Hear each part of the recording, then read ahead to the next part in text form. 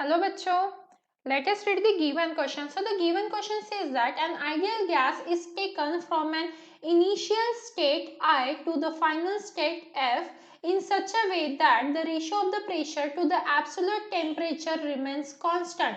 What will be the work done by the gas? तो देखिए हमें क्या बोला गया है, एक आइडियल गैस है, तो आइडियल गैस के बारे में हमें बात करनी है। तो आइडियल गैस हमें दिया गया है और वो क्या बोल रहे हैं, इसका जो इनिशियल स्टेट है वो आई है, वो कहाँ चेंज कर रहे हैं, फाइनल स्टेट एफ पे हम चेंज कर रहे हैं। अब इसके लिए हमें रेशो दिया गया है P1 by T1 is equals to क्या दिया है हमें, P2 बाय T2।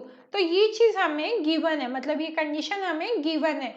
तो हमसे पूछा क्या जा रहा है, क्वेश्चन में हमसे पूछा जा रहा है what will be the work done by the gas, जो वर्क डन होता है गैस की वजह से उसकी वैल्यू क्या होगी। तो देखिए यहाँ पे जो P1 बाय T1 है is equal to P2 by T2 है। ठीक है, अब ये P1 क्या है, इनिशियल प्रेशर है, P2 क्या है, फाइनल प्रेशर है। T1 क्या है, इनिशियल टेम्परेचर है, T2 क्या है, फाइनल टेम्परेचर है।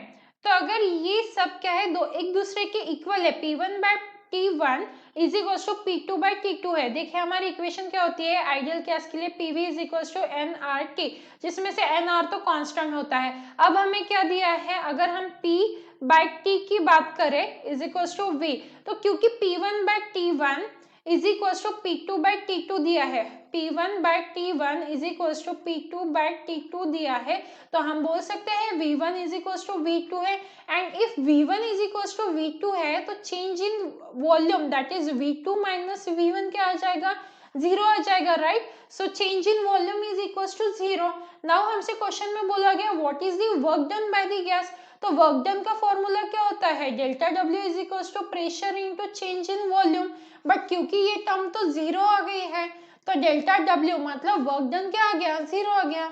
सो work done by the gas is nothing but equal to zero.